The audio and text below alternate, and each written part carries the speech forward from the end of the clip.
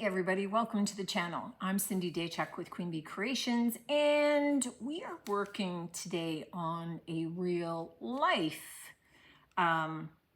project, meaning we're doing some work. And I thought, as much as this is the kind of stuff that I do in the shop all the time behind the scenes, I thought it might be something that is useful to you because of maybe renovations in your home or something. So here's the dilemma. This is a great piece of gray vinyl flooring. So multi-tone, it's beautiful, nice wide planks, but they need to therefore replace the dark brown painted stair treads. Okay, so this has got a cap, so you end up cutting off the tread, capping it over with this. Now they've got risers, and I've already painted out the risers white, but we need to now do this. So the risers will match all of the trim, the floor trim, but we need to do this. Vinyl is such that there is no way that you are covering over the cap. So you need to be able to paint this out or stain. And so we're looking at staining. To do this, first of all, there's no way that you're ever going to get a stain to be able to match this. And really, from my perspective, you shouldn't anyway. First of all, this is multi-tonal. And if your treads are kind of exactly the same color as your flooring at the top and the bottom level, then there's no differentiation between them. That when people get a little bit older, or they're not paying attention, they'll miss the step because they don't see that it's a drop off. They're just seeing a continuation of color. And that's usually why, when there's maybe a step down into a sunroom, that the edging is maybe in a different tone. Maybe it's in a natural wood or something, but a slight distinction between the flooring so that you see that transition point and you don't have people stumbling and tripping. So what I'm looking at doing is I'm going to mix up a paint stain. So we're going to be creating a stain from paint. I'm going to be using DIY paint, my clay-based paint, which is an awesome stain because it's so heavily pigmented. But it's much easier for me to be able to mix that and create a wash than to mix different stains. Now, if you can go to the hardware store or grab one of the fusion stains and it's the exact color that you need, perfect. But if you're looking at, oh, I want a little lighter, I want it a little darker, or I need to, it's really a pain to start mixing stains and doing all that stuff. So I'm going to do it with paint instead. And I thought, why not bring you along for that process. So to start with, and these treads are oak, so just know, you can see the cap here, so that's our finished edge. So I'm going to test our stain on the underside. So until I get it right, I don't want to be messing with the tops of them, and I have 11 treads to do. So we have to get them stained. So whether it's 1, 2, 3 coats of stain, and then at least 2 coats of sealer on it as well. Yay. So what I'm thinking is that these are the 2 colors that I'm going to play with. This one is letterpress gray, and you can see, hopefully tonally, it's a little bit darker than some of those, not as dark. It's a little darker than the lightest, a little lighter than the darkest tone. And then there is old school. So old school is darker than they want to go. They don't want it to be a pure charcoal. But we're going to use this to kind of deepen the tone of this a little bit. So hopefully y'all are with me. You're with me still and following what's happening. So I just need to get this open. Now the other thing is, I don't know how much it's going to take to do this. So I need to make more than enough of the wash to do all 11 at least once. So if I mix it up and I'm doing one layer and I think it's a little bit light and I want to do a second coat, then if I don't have enough of the wash to do a second coat, then I can mix that up. It's okay if the second coat is a little bit different in tone, maybe a little darker, a little lighter than the first, but I need it to be able to do 11. Each coat needs to be the same. Hopefully that makes sense. Now, because I'm going to be adding water to it, it's going to go a lot further than we think. So I am taking my letterpress gray because I know this is going to be the majority. That's about half of my 8-ounce can. And my old school, I'm going to mix by spoonful. Oh, one, because it's very thick. And also because it's very strong. So I don't want to start with the old school and add the light because I would be adding tons of that. So I always want to start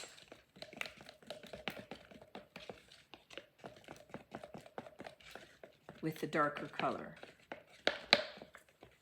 So what I have, hopefully you can see, is a little bit darker. Let me take it closer to you here. It's a little bit darker, a little bit more intense.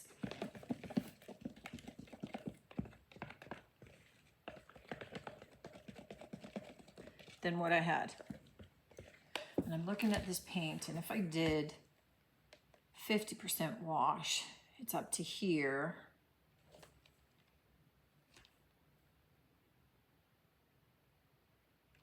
So I'm thinking I'm going to do more of my base.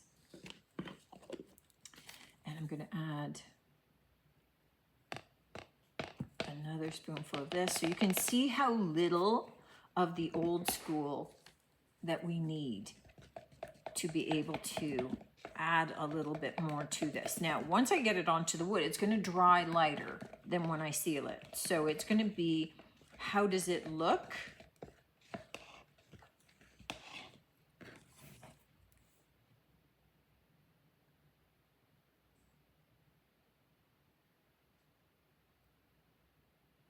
All right. That was me thinking. I'm looking at it and I'm thinking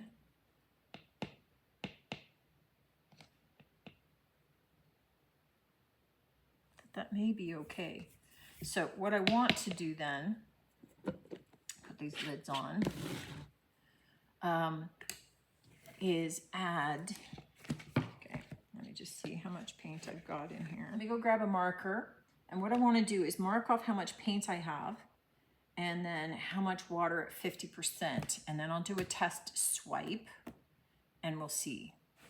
All right, to test this out,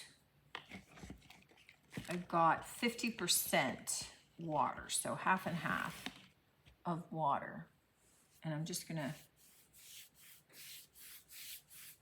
paint some lightly on my board and just see how that's going to look. Right now I'm thinking it's going to be too light.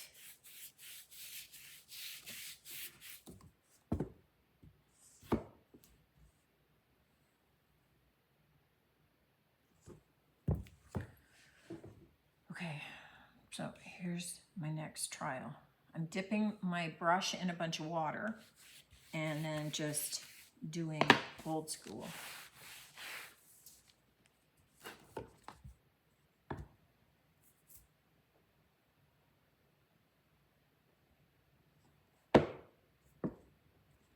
I'm liking our mix. And that's quite pretty, actually. actually. All right, so here's then what we start to do. I have a mess of cloths. So I have a bunch of rags. Let me just cut this guy in half because he's pretty big. And I have a large flat brush, and I'm going to paint or wash on all of them, and then just start wiping it back. And I'm going to do that on all 11 treads.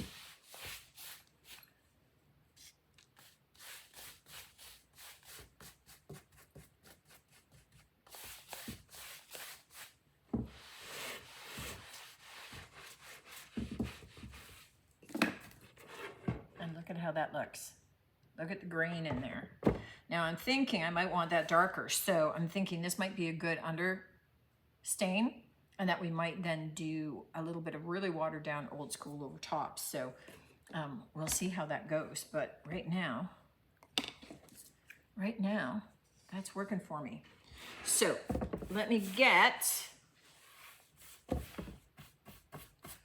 all 11 done.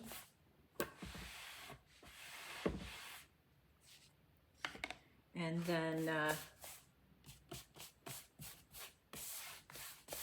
we'll kind of regroup and see. Remember that these are going to dry a little bit lighter than when they're wet. You can already see that top piece that's drying fading out quite a bit. All right, I'm going to do one more coat of the stain, and I'm going to do it slightly darker, but I'm going to do it lighter. So we used a little bit more than half of the stain that we had. And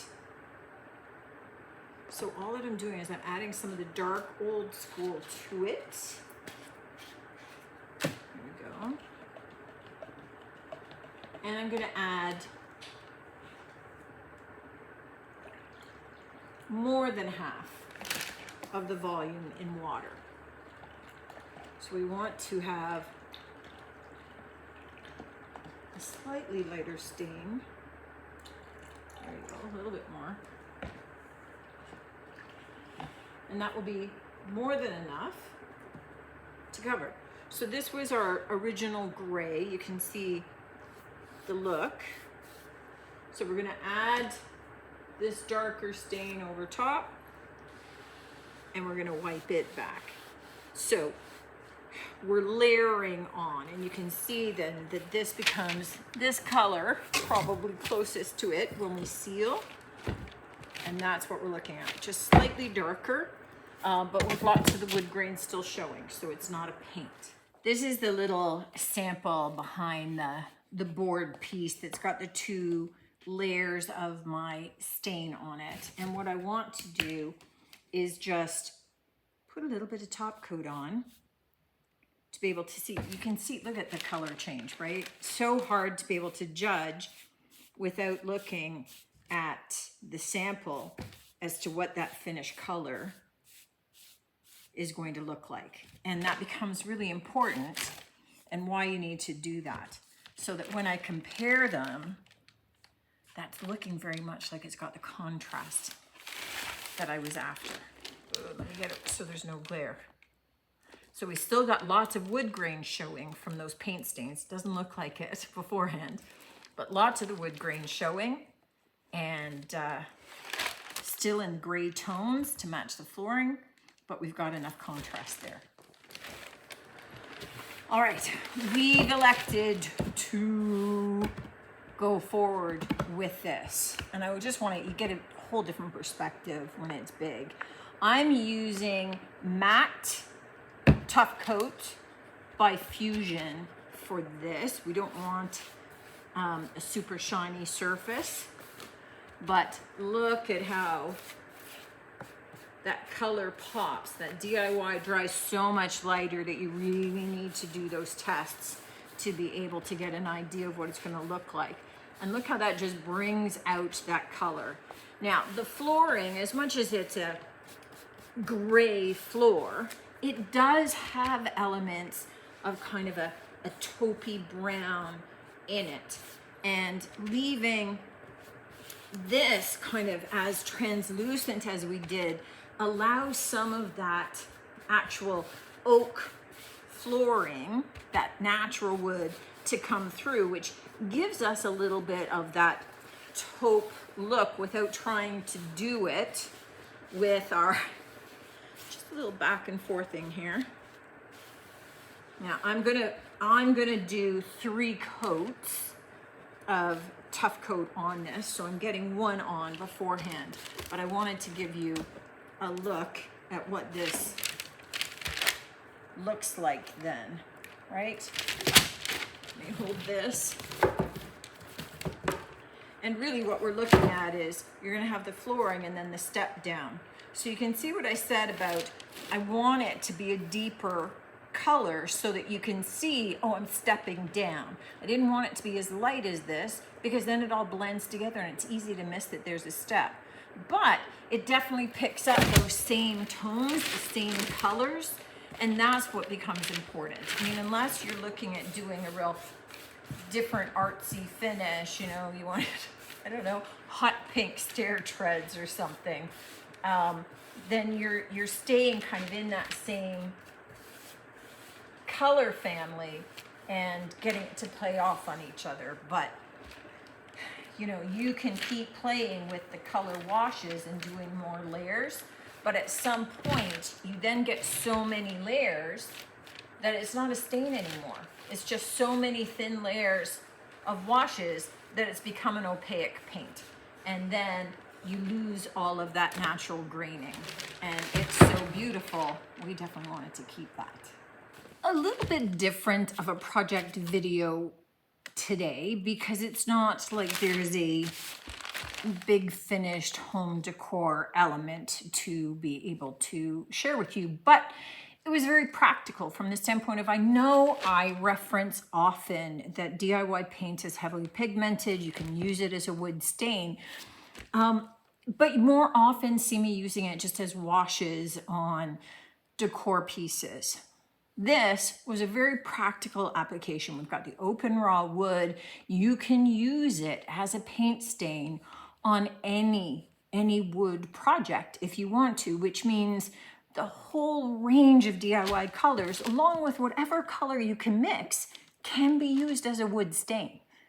Opens up tremendous possibilities with some of your projects if you're thinking about even craft projects with palette wood, or you know, multi-tone plank floorings or walls.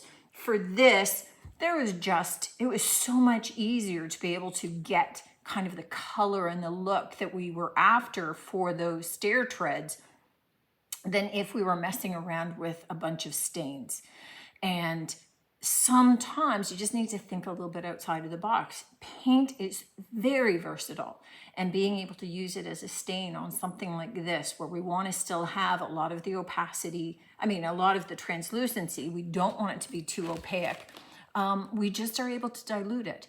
And the beauty of DIY, because it's so heavily pigmented, that you still have so much color, even with diluting it as much as I did. Right? I diluted it a little over 100%. So don't be afraid to explore using it for some of your projects. They don't necessarily have to be home reno projects and doing stair treads, but you know, looking at, if you're trying to pull out the beauty of some wood, but you still want some color in it, a paint stain is the way to go. And you can create just beautiful looks with some of the reds or the corals or some of the greens, and using them as a stain instead of as just a solid paint. So many more possibilities. Think in terms of using it as a stain on a top, a wood top of a dresser, and then solid painting the dresser, or doing it for the drawer fronts and then painting the frame. I mean, come on, guys. I hope that you got something useful out of today. This is kind of project that occupies a lot of my time here. And sometimes I don't think of filming it for you because I think it's not a craft, or it's not a big piece of furniture. But I hope it gives you some more possibilities, even as you're looking at switching up some of your home flooring or banisters, or, sanding down a little dresser and giving you more options. Let me know what you think of this one. Certainly hit me up with any questions that you have or comments. I love to hear both, and looking forward to seeing you on the next one. Until then, take care.